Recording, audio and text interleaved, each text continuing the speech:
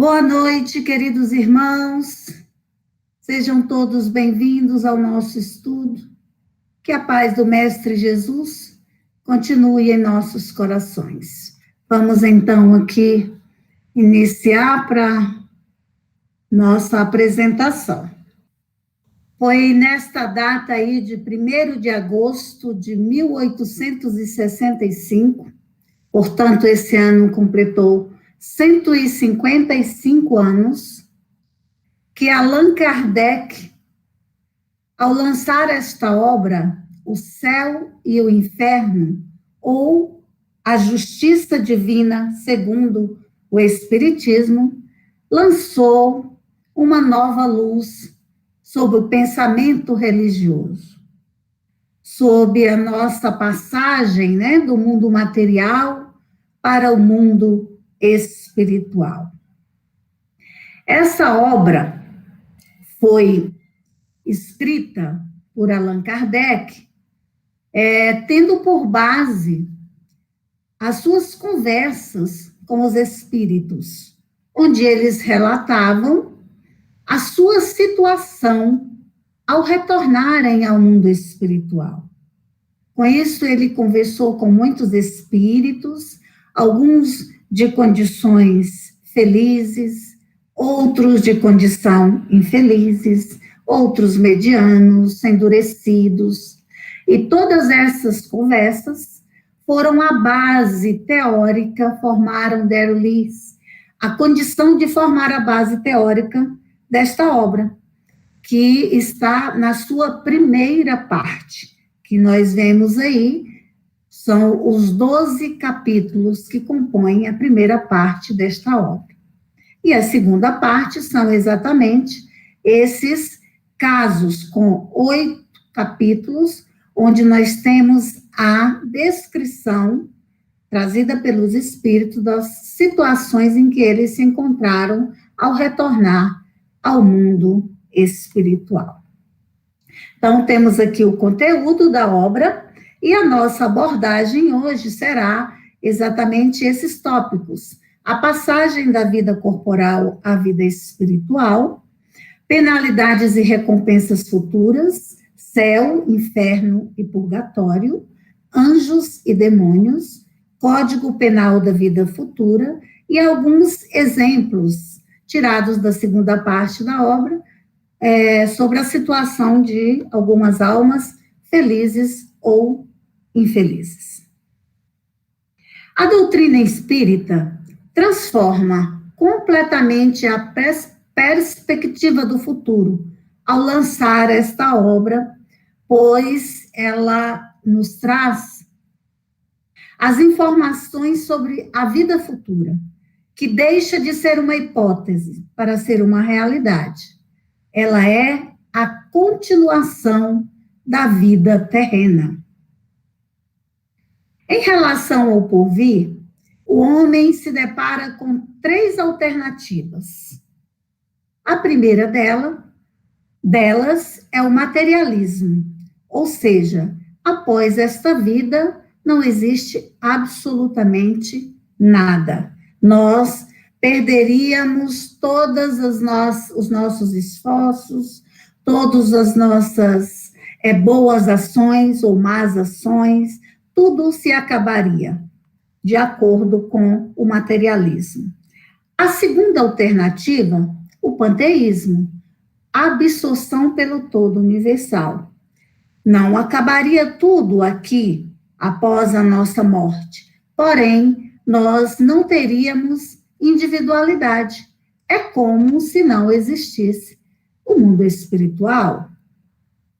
A terceira é a alternativa apresentada pelas religiões em todos os tempos. É a individualidade da alma, ou seja, nós, ao retornarmos à pátria espiritual pelo processo da morte, levaríamos conosco todas as nossas aquisições, boas ou ruins, pela individualidade dessas aquisições. Essa alternativa da individualidade da alma a lógica nos conduz, a essa individualidade.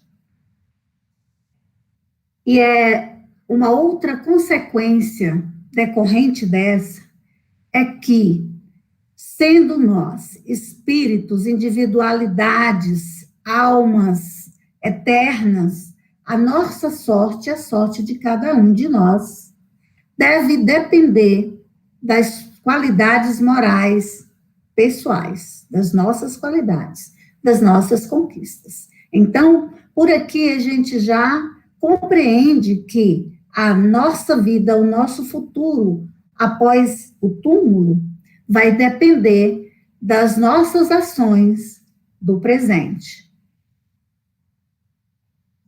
Um outro aspecto abordado por Allan Kardec nesta obra é a questão do temor da morte.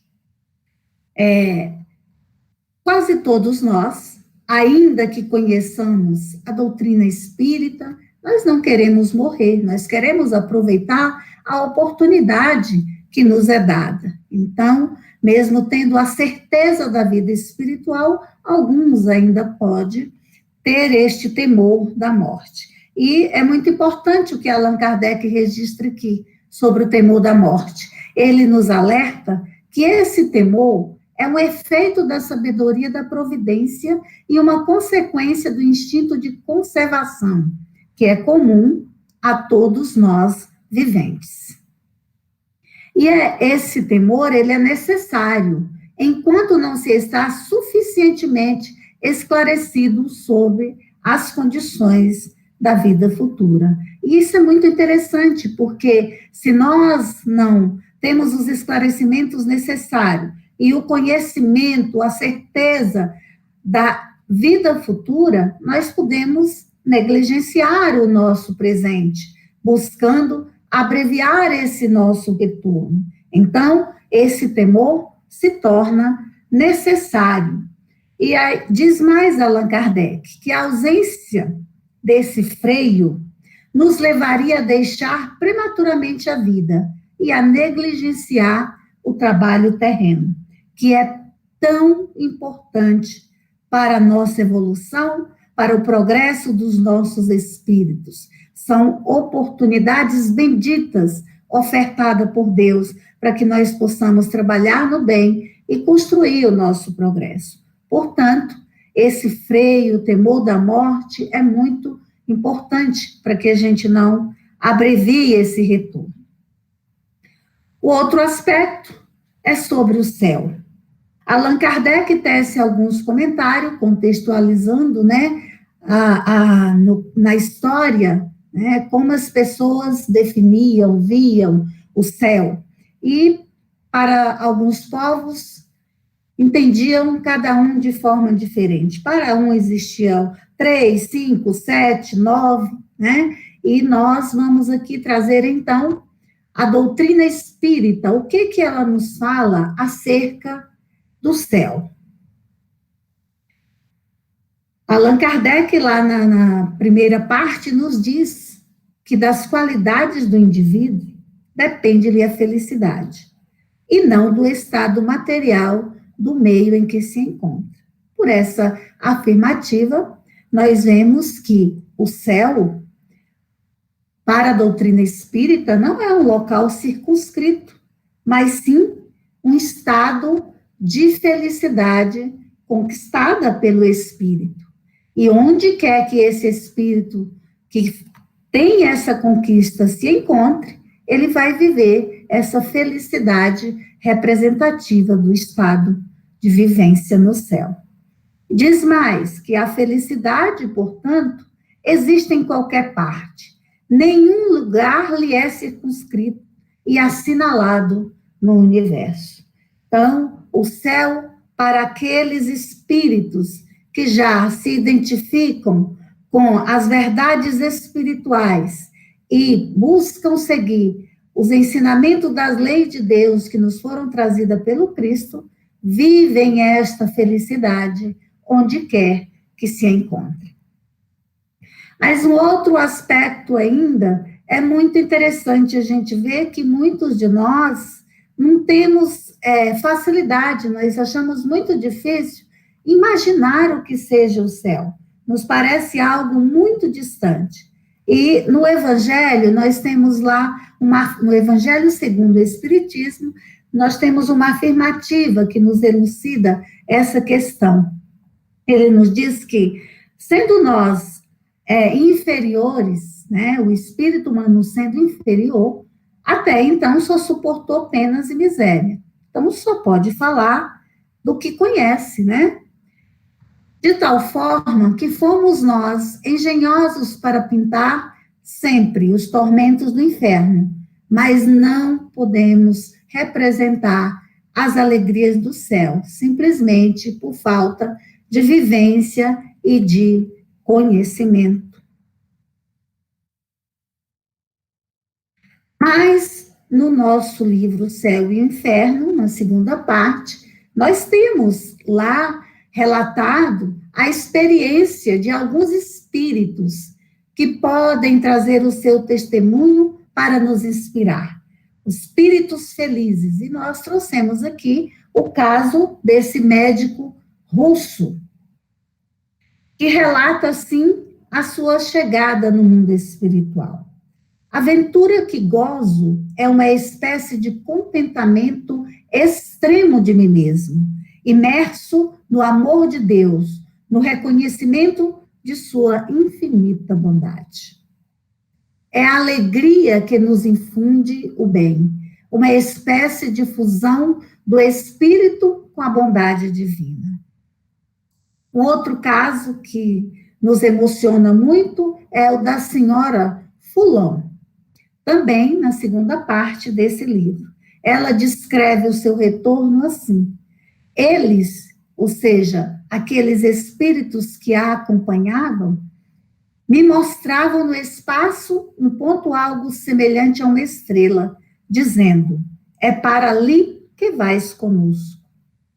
Era um mundo feliz, um centro superior, no qual a vossa amiga vai repousar. Aqueles que trabalham, né, para merecer, ao retornar ao mundo espiritual, descreve o seu retorno assim, tem direito até ao repouso, pelo merecimento em decorrência do bem praticado, da observância da lei de Deus. Vamos ver um pouco nos mundos superiores como as coisas se dão por lá. Por exemplo, a vida. Como é a vida? Isenta de cuidados e de angústias. Não tem motivos espíritos que vivem nos mundos superiores para necessitar de cuidados como nós e não têm angústias, vivem a felicidade. Mais longa e sem temores é a vida. Uma vida sem temores deve ser muito, muito bom. A morte é uma transformação feliz e desejada. Nos mundos superiores, os espíritos jamais evoluídos compreendem a necessidade, né, desse processo, dessa transformação, por isso desejam. Já o corpo não é sujeito a necessidades, nem tem doenças ou deteriorações, ou seja, devem ser um corpo muito diferente desse nosso, ainda sujeito a doenças, a deteriorações, muita necessidade de uma alimentação mais grosseira, né? Os corpos nos mundos superiores são sutil, leve, belo, aperfeiçoado, purificado e radiante. Reflete a beleza interior das aquisições dos espíritos que lá podem viver. Os sentidos delicados e de percepções sofisticadas. Então, aqui a gente recorda lá na primeira parte do Livro dos Espíritos, quando, para se entender quase tudo da origem das coisas, para se entender algo sobre Deus, nós ainda precisamos refinar e desenvolver os nossos sentidos. Aqui a gente vê que nos mundos superiores, eles já têm essas percepções, né? A locomoção é rápida e fácil, reflexo do corpo leve e sutil, né?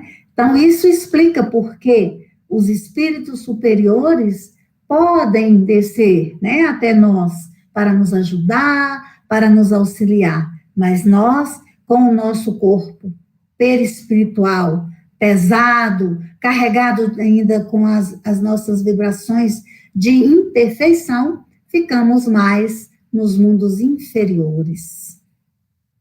O crescimento é rápido dos corpos, por isso a infância é curta ou quase nula. Os espíritos que habitam os mundos superiores já não precisam, como nós, desse período da infância, que é tão importante aqui no nosso mundo, para que nós, que temos a responsabilidade de receber esses filhos de Deus e de educá-los, tenhamos esse tempo para que a gente possa trabalhar, colocar sentimentos bons, nobres, para que quando o espírito, ao passar esse período da infância, possa ter já comparação para construir a sua nova realidade. Lá não precisa, né? As relações nos mundos superiores são amigáveis entre todos os povos.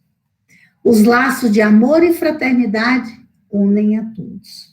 Quando nós também evoluirmos e trabalharmos para que a Terra se transforme em um mundo melhor, nós viveremos esses laços de união fraternos, sem ambição, guerras ou explorações. Não há senhores ou escravos, e nem privilégio. Existe o respeito entre as criaturas. A autoridade é respeitada, e isso é muito previsível, né? É uma consequência de como essa autoridade é adquirida, né? Ela é fruto do mérito desses espíritos que conseguem essa autoridade. Por isso ela é respeitada. E os mundos celestes ou divinos? A habitação dos espíritos depurados. Lá o bem reina exclusivamente. Quem vive lá? Os anjos. Mas quem são os anjos? As almas dos homens, chegada ao grau de perfeição que a criatura comporta, fruindo em sua plenitude a prometida felicidade. Essa afirmação aqui, ela é uma abertura de esperança e um fortalecimento para todos nós, na certeza de que todos nós somos criados simples e ignorantes, mas nós somos filhos do mesmo Pai e temos esse destino de nos tornar anjos, almas perfeitas, puras, desde o mais vil ser que hoje erra muito, ele chegará a essa condição. Esse é um ensino que nos fortalece muito. Mas agora nós vamos para essa outra realidade que também é assunto tratado nesta obra. E o que nós temos aqui é uma pergunta que Allan Kardec fez lá no Livro dos Espíritos, questão 912. Existe o inferno como local de muito sofrimento, fogo, escuridão, lamentos, desesperos, ou seja, como nós costumamos ter contato com essa definição, né, antes que a doutrina espírita trouxesse essa luz ao pensamento religioso, e os espíritos responderam que os espíritos de uma mesma ordem se reúnem por simpatia. Portanto, se os espíritos se reúnem por simpatia, se eles têm o gosto pelo bem, pelo amor, eles vão se reunir com aqueles que têm os mesmos gostos. Agora, se a tendência é para o mal, para a perversidade, para a maldade, eles vão se reunir também em nome dessa maldade. Então, esses locais reunirão, sim, as características de inferno, mas não do inferno como nos foi apresentado anteriormente à doutrina espírita. Isso nós veremos logo mais à frente. Nós vamos nos valer aqui das obras complementares, especialmente de André Luiz, em duas obras, Libertação e Ação e Reação, que descreve o sofrimento, né, e alguns quadros dessa reunião de espíritos que se juntam pela afinidade no mal. Ele diz o seguinte: o inferno pode ser definido como vasto campo de desequilíbrio estabelecido pela maldade calculada, nascido da cegueira voluntária e da perversidade completa. Aí vivem, nessas regiões, às vezes por séculos, espíritos que se bestializaram, fixos, que se acham na crueldade e no egocentrismo. O Senhor tolera semelhantes criações das almas humanas, como um pai que suporta as chagas adquiridas pelos seus filhos e que se vale delas para ajudá-los a valorizar a saúde.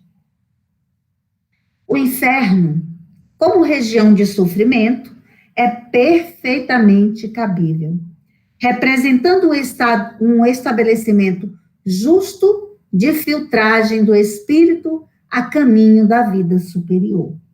Aqui nós vemos que André Luiz nos traz a informação da existência, sim, do inferno, mas como um local de passagem, de filtragem, quer dizer, onde os espíritos que ali se reúnem, pelo sofrimento, poderão ter a oportunidade de se livrar daquelas imperfeições que os conduziram até aquele local para se reunirem, porque todos eles, ainda que estagiem nessas paragens, estão a caminho da vida superior.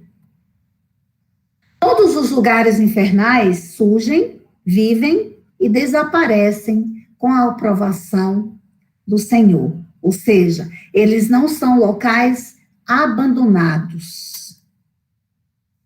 Porque prepostos das inteligências angélicas não perdem de vista as plagas infernais, porque ainda que os gênios da sombra não admitam, as forças do céu velam pelo inferno que, a rigor, existe para controlar o trabalho regenerativo da Terra. Que ideia linda, né? Que coisa maravilhosa. A gente sabe que em todos os momentos, ainda que os filhos de Deus estejam em sofrimento, buscado por eles, ali estão as forças dos céus para, no primeiro sinal de desejo de recuperação e de transformação, eles possam ser auxiliados. Aqui nós temos, então, um exemplo de um espírito que teve muitas dificuldades na sua vida, procurou o caminho do mal, e agora ele vai relatar o seu sofrimento nessas regiões para as quais ele foi atraído pela sua conduta, pela sua forma de pensar. Jacques Latour, ele descreve: não sabeis o que sofro, é horrível a guilhotina. Que vale a guilhotina comparada a este sofrimento de agora? Nada. É um instante. Este fogo que me devora, sim, é pior, porque é uma morte contínua, sem trégua, nem repouso, sem fim. E as minhas vítimas ali estão ao redor, a mostrar-me os sofrimentos, a perseguir-me com os seus olhares. O inferno, nós já vimos que existe, em que condições, todo o amparo que recebe, o seu tempo de duração, não são locais perpétuos, né? Mas e os demônios? Será que eles existem? No sentido de seres perpetuamente maus, a doutrina nos esclarece que eles não existem. Mas como o Espiritismo vê e nos traz a ideia desses demônios? Há espíritos em todos os graus de adiantamento moral e intelectual. Nas classes inferiores destacam-se espíritos ainda profundamente propensos ao mal e comprazendo-se com o mal. A estes pode-se denominar demônios, pois são capazes de todos os malefícios. No entanto, o Espiritismo não lhes dá tal nome por se prender ele à ideia de uma criação distinta do gênero humano, como seres de natureza essencialmente perversa. E a doutrina nos esclarece que todos os seres são criados simples e ignorantes. Têm o livre-arbítrio, podem fazer as suas escolhas, porém, existe a fatalidade do progresso e do crescimento. Então, todos nós, um dia, seremos espíritos puros, né? Por isso, nós não usamos essa nomenclatura, por ser contrária a essa verdade. Sobre as penas eternas. Allan Kardec nos traz a lei geral. Qual que é a lei geral? Toda falta terá punição e terá recompensa todo o ato meritório. Mas é importante que a gente registre aqui também essa questão que foi trazida por Allan Kardec. O pior sofrimento para o espírito. Qual seria esse sofrimento? Não há descrição possível das torturas morais. Nós não compreenderíamos essa descrição. Porém, indubitavelmente, a mais horrível consiste em pensar em que estão condenados sem remissão. Isso deve ser uma tortura muito grande, você imaginar que jamais o seu sofrimento terá um termo. Mas o inferno nós vimos que existe, né? Já vimos todas as suas características. E o purgatório? Será o purgatório uma realidade? O que nos traz a doutrina espírita sobre o purgatório? O espiritismo não nega, antes confirma a penalidade futura. O que ele destrói é o inferno localizado, com suas fornalhas e penas irremissíveis. Não nega, outro sim, o purgatório, pois prova que nele nos achamos. Olha só, nós estamos no purgatório. Aqui, Allan Kardec coloca, sim, né, a Terra como o purgatório. E isso é uma realidade para nós. Então, a Terra é um local onde nós purgamos, né? Então, o purgatório é real. Mas como o espírito se liberta do purgatório? Né? Porque esse deve ser um desejo de todos aqueles que se encontram nesse processo. É, pois, nas sucessivas encarnações, que a alma se despoja das suas imperfeições, que se purga até que esteja bastante pura para deixar os mundos de expiação como a terra. Então, nós ganhamos de Deus, né, pela sua justiça, esse processo da gente vir até a carne para ir purgando, nos livrando das nossas imperfeições, para que a gente possa, então, alcançar paragens mais felizes. Código Penal da Vida Futura, questão da justiça de Deus. Como a justiça de Deus considera os nossos pensamentos e as nossas ações? Sendo infinita a justiça de Deus, o bem e o mal são rigorosamente considerados, não havendo uma só ação, um só pensamento mal, que não tenha consequências fatais. Então, a justiça de Deus, ela é infinita e tudo conta na sua balança.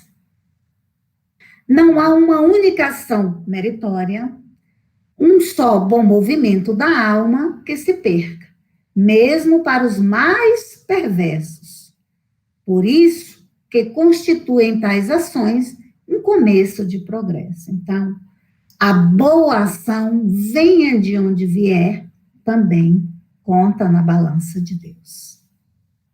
Mas qual o efeito do arrependimento para o espírito? O arrependimento, conquanto seja o primeiro passo para a regeneração, não basta por si só. São precisas a expiação e a reparação. O arrependimento suaviza os traços da expiação. A expiação é aquele processo em que a alma passa por condições que ela vai sentir o que ela provocou nos outros, né? Então, ela vai expiar, ela vai passar por esse processo, vivenciar as mesmas experiências que ela deu causa nos outros, né? Então, o arrependimento, que é o primeiro passo para que a gente se reharmonize com a lei de Deus, suaviza os traços dessa expiação, abrindo pela esperança o caminho da reabilitação. Porém, só a reparação pode anular o efeito, né, desse nosso mal causado, destruindo-lhe a causa. Portanto, sempre que nós infringimos a lei de Deus, nós precisamos primeiro reconhecer o nosso erro, pelo arrependimento. O arrependimento é que dá essa possibilidade da gente ganhar a oportunidade de expiar. Mas depois nós temos ainda que reparar o mal que causamos. O passamento é aquele momento da nossa passagem do mundo material para o mundo espiritual pelo processo da morte. Allan Kardec fez os seguintes registros a respeito do passamento. Ele diz que há muita gente que teme não a morte em si, mas o momento dessa transição. E registra ainda que a certeza da vida futura não exclui as repreensões quanto a essa passagem. Embora tenhamos a certeza, né, da vida, da verdadeira vida, da vida após essa vida, resta ainda essa apreensão quanto a essa passagem. De tal forma que nós queremos saber se nós sofremos ou não nessa passagem. O porquê dessa apreensão registrada aqui. E esse sofrimento, né, vai depender, então, dos hábitos que praticarmos. Se forem bons, muito provavelmente teremos uma passagem correspondente à consequência dos hábitos bons praticados. E também da maior ou menor elevação moral do espírito.